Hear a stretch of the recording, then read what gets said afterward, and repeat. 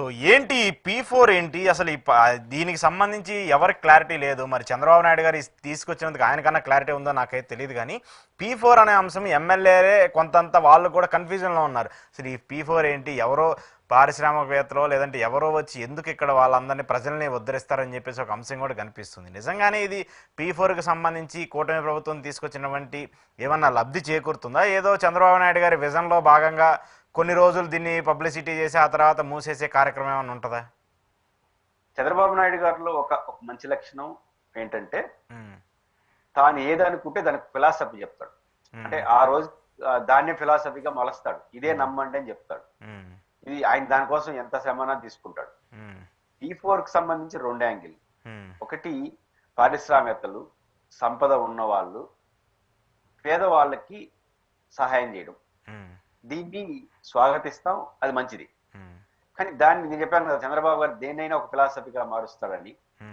దీని ద్వారానే పేదరిక నిర్మూలన జరిగిపోతుంది అంటాడు. అది ఫిలాసఫీ ఆయన చెప్పదలుచుకుంది. అది సాధ్యం కాదు. పేదరిక నిర్మూలనకు సంపద ఉన్న వాళ్ళు తోడ్పడడం లేదా సంపద ఉన్న వాళ్ళతో సహాయంతో పేదరిక నిర్మూలన అనేది జరగదు. ప్రపంచంలో జరగలేదు, ఇక్కడ జరగదు.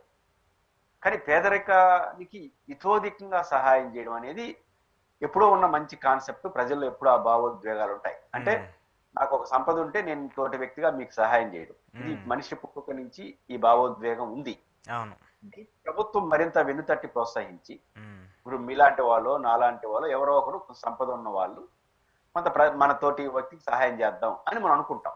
ఒక 10 మందికి మనకు ఆర్థికంగా స్తోమత ఉంది, ఒక పిల్లవాడిని చదివిద్దాం లేదా ఒక పిల్లవాడికి వైద్యం చేయిద్దాం, ఇది మన కాంట్రిబ్యూషన్ చేసుకుంటా ఉంటాం. ప్రభుత్వం మన లాంటి వాళ్ళని గుర్తించి ప్రోత్సహిస్తే ఇంకొక 2 చేస్తాం. అది ప్రజలకి ఇచ్చే సాయం.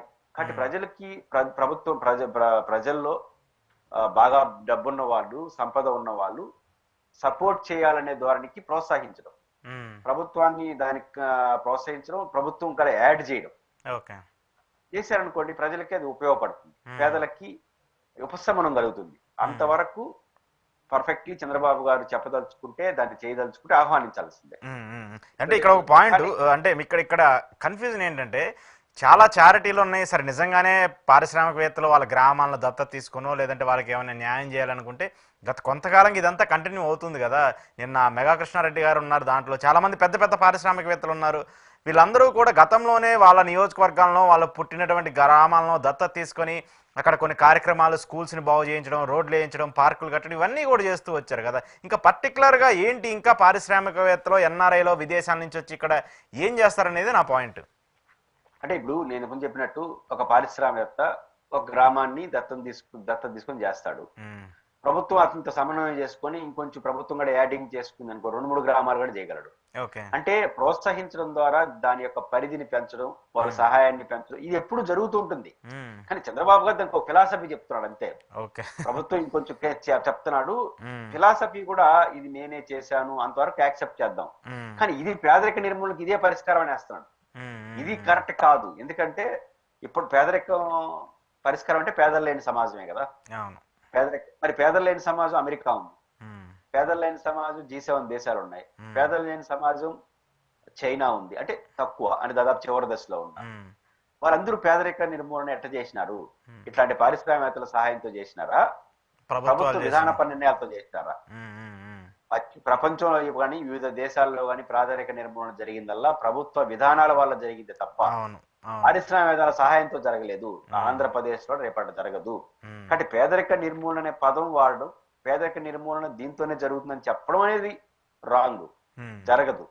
కానీ ఇప్పుడు వరకే జరుగుతున్నటువంటి సహాయ చర్యలు ఏముంటాయో, పారిశ్రామికవేత్తలు కానీ సంపద ఉన్న వాళ్ళు, వాళ్ళకి మనం తోడ్పాటు ప్రభుత్వం ఇస్తే లేదా ప్రభుత్వం యాడ్ అయితే ఇంకొంచెం పెరుగుదల అయ్యి పేదలకు ఉపయోగపడుతున్నంత వరకు మనం ఆహ్వానించాలి. దాన్ని ఆయన ఫిలాసఫీగా మార్చేసి ఇది ఒక కొత్త ఫిలాసఫీ, దీని ద్వారా పరిష్కారం అయిపోతుందని చెప్తున్నాడు. అది రాజకీయం. ఇది దాని జరిగే పని కాదు. కాబట్టి ఒక సంతోషం ఏంటంటే పేదరిక నిర్మూలన, సంపద ఉన్న వాళ్ళతో అవుతుందని అంతవరకు అన్న, కానీ ఇదే సూపర్ 6 అమలు అవుతుంది అనేది కూడా చెప్పలా. భవిష్యత్తులో ఇట్లా జరిగితే అయిపోతుంది అనుకుంటాడో తెలియదు. కాబట్టి దీనికి దానికి సంబంధం లేదు. పేదరిక నిర్మూలన అనేది ఏం జరగలేదు. ఎందుకంటే సంపద సృష్టి వాళ్ళకి పరిమితులు ఉంటాయి, తోడ్పాటును అందిస్తారు. సంపద సృష్టి అంటే సంపద ఉన్నవాళ్ళు అంటే శతకోటీశ్వరులు, బిగ్ బిగ్ డిబేట్స్ ఉన్నవాళ్ళు కదా మనం బిలియనియర్స్ చెప్పేది. వాళ్ళందరూ ఉంటారు కదా. వీళ్ళందరూ ఎలా ఉంటారని కార్ల్ మార్క్స్ ఒక సందర్భంలో చెప్తాడు చాలా ఏళ్ళ క్రితం. ఈ పారిశ్రామికవేత్తలు పెట్టుబడిదారులు అనేవాళ్ళు ఎట్లాంటి వాళ్ళు అంటే, ఒక ఉపద్రవం అంటే కరోనా లాంటిది వచ్చి పెద్ద ఎత్తున కలరా ఇట్లాంటివి గతం వచ్చినాయి కదా, ఇట్లాంటివి వచ్చి పెద్ద సంఖ్యలో ప్రజలు చచ్చిపోతా ఉంటారు. అప్పుడు ప్రభుత్వం, బాధ్యత కలిగిన సమాజం, లేదా సోషలిస్ట్ దృక్పథం కలిగిన వాళ్ళు ఇట్లాంటి అంటే ప్రభుత్వం అనేది ప్రజలు ఎన్నుకున్న ప్రభుత్వం ఇట్లాంటివన్నీ ఆడ హాస్పిటల్ పెడదాం, మెడికల్ షాపులు పెడదాం అని అనుకుంటుంది. కానీ కార్ల్ మార్క్స్ ఏమంటాడు తెలుసా, ఇట్లాంటి వాళ్ళు సంపద పోగేసుకున్న వాళ్ళు పెట్టుబడిదారులు ఇట్లాంటి ఉపద్రవాలు వచ్చినప్పుడు శవపేటికలు చేసే కంపెనీలు పెట్టాలనుకుంటారట. అంటే శవపేటికలు ఎందుకు అప్పుడు పెద్ద ఎత్తున చచ్చిపోతుంటే అది దానికి డిమాండ్ ఉంటుంది. అంటే ఈ పెట్టుబడిదారులు అనే వాళ్ళు దేనైనా వ్యాపారం చేస్తారు అంటాడు. డెఫినెట్ అంటే ఇట్లాంటి వాళ్ళు సమాజాన్ని మార్చరు. అంటే ప్రభుత్వం ఒక నిబంధన పెట్టింది, ప్రైవేట్ సెక్టార్ లో పనిచేసే వాళ్ళు 1000 కోట్లు సంపద ఉన్న వాళ్ళు దాంట్లో 2% సమాజానికి ఉపయోగించే విధంగా యాక్టివిటీ చేయాలి, దానికి పర్సంటేజ్ కేటాయించాలి. చట్టం అది ఎట్లా అమలు అవుతుందో మనం చూస్తున్నాం, వివిధ కంపెనీలు ఎట్లా చేస్తున్నాయి అమలు అనేది. అట్లాంటిది వాళ్ళు ప్రభుత్వం ఒక జీవో తెచ్చి దాన్ని అమలు చేయనంటేనే 100 వక్ర భాషలు వేసుకుంటూ ఉంటారు. అట్లాంటిది వీళ్ళ ద్వారా పేదరిక నిర్మూలన అనేది జరగదు. బట్ వాళ్ళు ప్రోత్సహించడం ద్వారా సమాజంలో ఉన్నప్పుడు ఉదాహరణ కొన్ని చోట్ల రాస్ లాంటి సమస్యలు తిరుపతిలో వాళ్ళకి అంగన్వాడీ సెంటర్లు కొన్ని అప్పగిచ్చారు ప్రభుత్వానికి యాడింగ్ చేసి. ఇట్లాంటివి జరుగుతాయి. దీని వరకు కాకుండా చంద్రబాబు గారు ఏది చేసినా ఆ రోజుకి అది ఫిలాసఫీ. ఇప్పుడు నిన్నటి వరకు ఒక ఫిలాసఫీ ఐటీ ద్వారానే ఉత్పత్తి అవుతుంది, అమరావతి ద్వారా రాష్ట్రం అభివృద్ధి చెందుతుంది, ఇట్లాంటి ఒకటి చెప్పుకుంటాం. ఇప్పుడు ఆయన ఇట్లాంటి కాన్సెప్ట్ ఇదే పరిష్కారం అని వేస్తున్నాను. అది వల్ల అది చర్చనీయాంశం అవుతుంది, అది సాధ్యం అవుతుంది క్వశ్చన్ వస్తాం తప్ప పేదరిక నిర్మూలన సాధ్యం కాదు. పేదలకు ఉపయోగపడే చర్యలు అయితే చేయొచ్చు. ఓకే. కూటమిలో ఒక అలజడి కనిపిస్తుంది.